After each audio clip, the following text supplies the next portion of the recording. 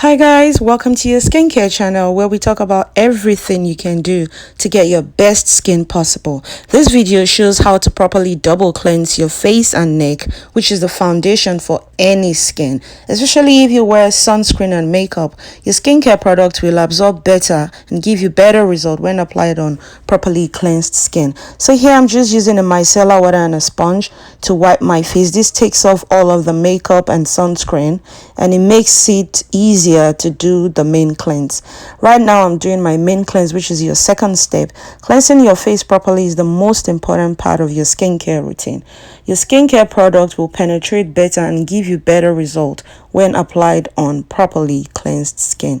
You don't need to use a lot of cleanser like I'm using right here for your AM cleansing, but this is my PM cleansing, and that's when you need the deepest cleanse, the deepest form of cleanse, because you know it's been a long day, you've had makeup on, you've had sunscreen on. That's my son. You had makeup on, you've had sunscreen on, and then you've probably been exposed to environmental pollution, so your skin has a lot more dirt, and so you want to make sure you're calm, you take your time, you don't rush this step.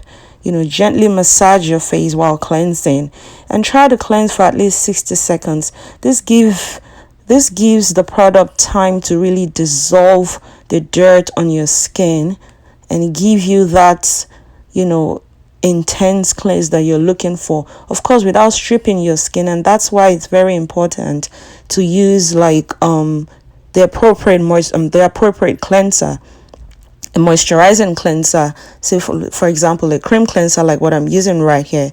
It's really good. I started using it in January and my skin I've never been the same since I started using it. So be sure you're using a cleanser that won't strip your skin. If you're using a foaming cleanser, double check the ingredient list, and then right after cleansing you can just wipe off or rinse.